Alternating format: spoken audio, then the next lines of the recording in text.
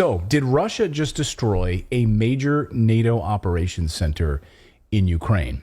300 people killed, along with dozens of high-ranking NATO officials, Ukrainian officials at the top levels. Was that story kept from you? Was it redacted? You weren't allowed to know about this story. We're going to show you the evidence in a moment, as well as why it's being kept silent from you. It'll all start to make sense. All of these pieces with these leaked Pentagon documents and all of these statements recently from Lloyd Austin and others and European leaders who are flying to China saying, we're not really interested in talking with the United States anymore about this. Can you broker peace, please? All of these pieces seem to be pointing to a similar answer in this, and there's a reason for all of this. But first, some context on this story. So March 2nd, let's rewind the clock a little over a month ago, U.S. and NATO launched a terror attack inside of Russia. I'm not sure if you remember this, using Ukrainian soldiers. Now, remember, I say everything that is carried out in Ukraine is because of NATO and the United States. It's not Ukraine. It's a proxy war. We're directing everything. Everything that happens, we are directing the traffic. They crossed the border into Mother Russia, into the Bryansk region, and they carried out terrorist attacks in a couple of village areas. There's a lot of gunfire. Reports initially were like, wow, there's like 50 Ukrainians. Turns out, no, it wasn't that many. It ended up being a lot less than that. But nevertheless, people were killed. Killing a person, injuring a 10-year-old boy, also firing drones. Drones were dropping incendiary devices on residential homes. So it was a residential attack. It had no military strategic importance whatsoever. The only thing it was designed to do was provoke Russia. Scott Ritter was on the show at the time. He said it was a clear provocation, he told our audience. Clear provocation. These guys were animals. It served no military purpose whatsoever. It was a terrorist attack. Again, against a 10-year-old boy, civilians. That's what this was. The whole goal was to provoke Russia. And then Putin declared it a terrorist attack. Russia declared it a terrorist attack, said, game over, we will respond. And then he made it in a devastating way, a devastating response to this attack. A few days later, on March 8th and 9th, Putin responded, launching for the very first time hypersonic missiles, 6 of them to be exact. These are the Kinzhal missiles, known as the daggers. President Biden described them as, quote, a consequent weapon that is almost impossible to stop. Ukraine admits they have nothing that can stop these Russian hypersonic missiles. Nothing. In fact, the United States even test launched their own hypersonic missile a month ago, and it failed off Hawaii. Disaster. So Scott Ritter was on our show that day to talk about this attack and how devastating these Kinzhal attacks were. Watch. The Russians are coming in with very innovative tactics designed to force the Ukrainians to activate their radars so that the radars can be identified and destroyed, force the Ukrainians to fire their specific missiles, especially from high-value resources like the IRIS-T or the NASAMS. Now the Patriot system is in Ukraine, allegedly. And then for the Russians then to target these and to denigrate, to degrade, to neutralize the Ukrainian air defense so that they can impose their will on this space. And last night we saw the Russians begin to impose their will. They struck repeatedly. They struck targets of high value, and they started using in large numbers the Kinzhal missile. Before, the Kinzhal was a one of. They fire one here, one there, because it's a very expensive missile, and the Russians didn't have a lot of them.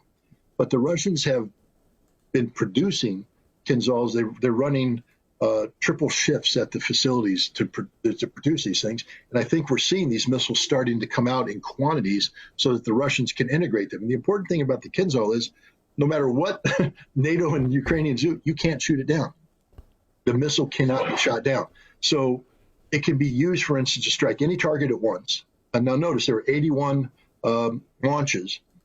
6 were Kinzhal. So the Kinzhal is still a small portion of the overall less than 10% of the overall strike force, but the targets it's hit are guaranteed to be destroyed. So it can hit command and control targets. It can hit critical energy infrastructure that might otherwise be protected with air defense resources that would negate, a Caliber attack or a Shahed 136 attack or an Iskander attack. Well, you can't negate the Kinzhal. It hits, it destroys, that's it. It can also start taking out the high-value air defense systems themselves. If you can identify a German Iris-T or an American Patriot system or a NASAM system, take it out with the Kinzhal. Bam, that's worth the expenditure. And I think you're going to see General Surovikin continue to shape this battle, allure the Ukrainians in activating radars to be destroyed, firing systems to be identified, and bringing to bear the hypersonic Kinzhal when needed to eliminate high-value targets. This is the beginning of the air campaign, which is designed to collapse Ukraine as a modern nation state, and in doing so, collapse political support for the Zelensky government. So what we didn't know at the time was what specific targets were struck. And Russia then, here's the payload. You can see it in the graphic here, what this looks like. And then Russia finally admitted to destroying NATO's deep underground command bunker in Kiev a few days after these attacks. They admitted to this. But what was in this command bunker? NATO was quiet about it. The United States has been absolutely silent about this Western bunker near the capital of Ukraine that was totally destroyed. Have you heard about it? Has CNN covered it? Has Fox News covered it? Has any major media outlet covered it? Has the BBC covered it? Where has this story been? Who was killed there? Has Ukraine talked about it? No, but that very day, you can piece the evidence together and see interviews with Zelensky that afternoon where he looks like he was a beaten dog, like he just literally had his stomach punched and was slapped in the head because something big had just happened. And arguably, he was supposed to have been there during that time when this bunker busting bomb unfolded. So what exactly happened? Well, reports started to trickle out from sources that I trust and independent media sources that one of these 6 Kinzhal missiles struck a secret bunker in western Ukraine near the capital. It was devastating. And then again, I said, Zelensky shows up on TV, looks like a beaten down dog because he just lost hundreds of his top leadership members, hundreds of them. Russia struck a bunker that was 400 feet below ground, 400 feet below ground, and destroyed it. According to reports, 300 people, among them dozens of top NATO officials, not from Ukraine, from NATO, were also there and killed at the time. But oddly, this story has been redacted by the mainstream media. No mention of it, totally ignored. Again, I haven't heard anything about it. I haven't seen it printed. I scoured newspapers all day today, try to find nothing. Who was killed there? What NATO members were killed? No mention of it. And they were killed by these Kinzhal missiles after that terrorist attack was launched in Bryansk. So why are we not getting the answers on this? They can't respond. They can't respond to this. The reason they can't respond to this, you guys can answer this in the chat below if you'd like and give your thoughts on this. The reason they can't respond, in my theory, is because to respond in any kind of meaningful, forceful way is an elevation to World War III, a nuclear response. You cannot stop these missiles. So what response do you have other than to leave, looking for a way out of this war? They are done. This is all signs pointing to NATO is finished as an organization. As Douglas McGregor has said on our show before, this is the beginning of the death spiral now for NATO. Independent journalists. Well, and also go ahead. I was just going to say it then prompts an actual response from the United States. It's like right now, they just want to send money over there. The goal is not to take on Russia. The goal is to do whatever with this digital stuff they're doing in Ukraine. It's a money laundering thing. They don't actually want to go to war with Russia. But if they say that Russia just destroyed something in Ukraine and killed a bunch of people, well, that's going to get even the people thinking, well, then maybe we should attack Russia. Yeah. And it's not actually what they want. Right, exactly. I know it's hard to believe maybe at this point, but there's still a lot of people who are brainwashed into thinking that we just need to throw whatever we have and go after Russia, right? There are plenty of people that watch CNN and MSNBC and are totally brainwashed out there. The fact that we do this show and we have an audience of anti-war people who watch this show who understand that this is absolute insanity, what is taking place right there. There's millions still who are just brainwashed and flip on the news and like, yeah, Putin bad, we should go to war with them. Let's launch a nuclear strike.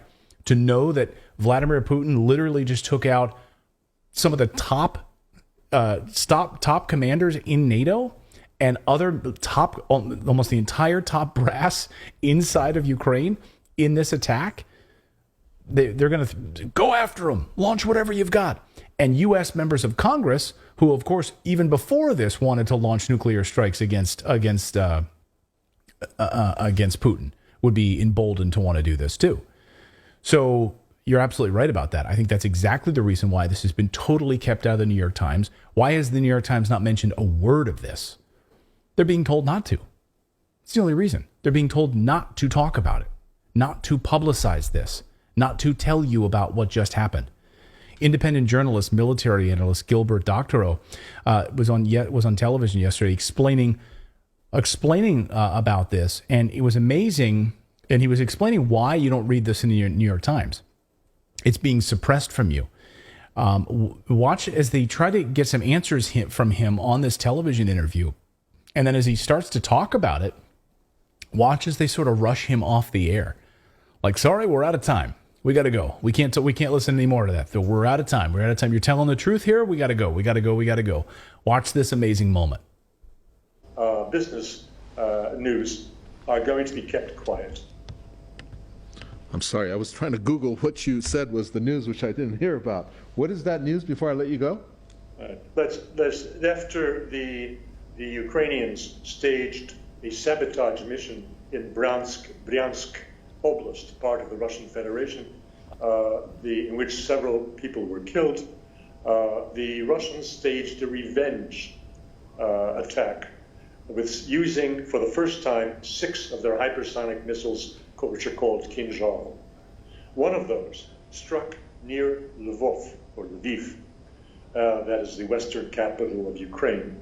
And this conventionally armed missile, because of the laws of physics, that is, taking mass and velocity, give you enormous impact, which enabled that rocket to descend and destroy a deeply built concrete bunker where 300 top Western and Ukrainian officers have been managing the communications on behalf of NATO in Ukraine.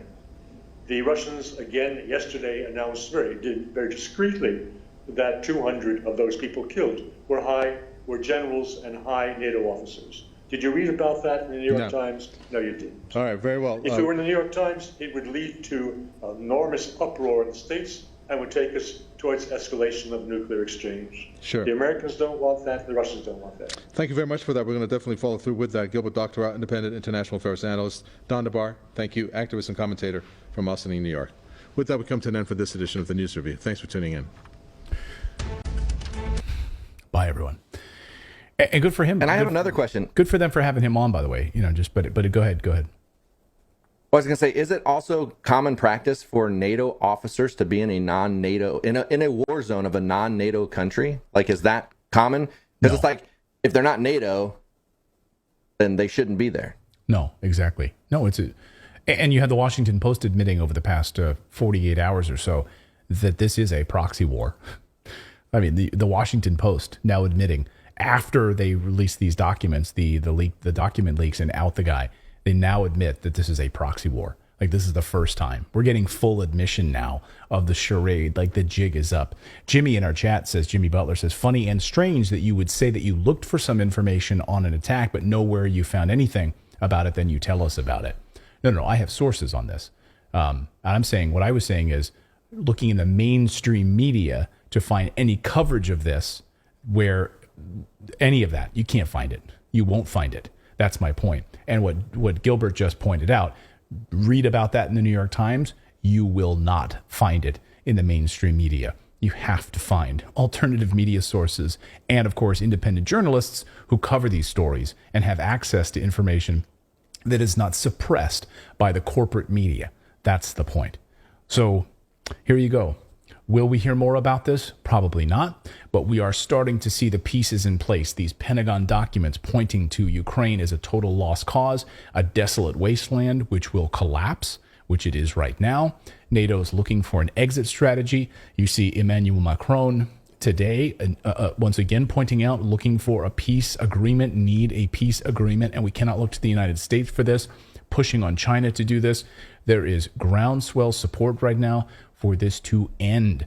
Perhaps even more than any of that are the bankers that want their money to be deployed into reconstruction and efforts. So they want to make the money now in these efforts, and they will. And they don't care really who, when this, they want those people like cleaned out of there so we can start to funnel money into any of this infrastructure projects. So that's where this is going to start to move. And of course, all focus will then shift fully to China.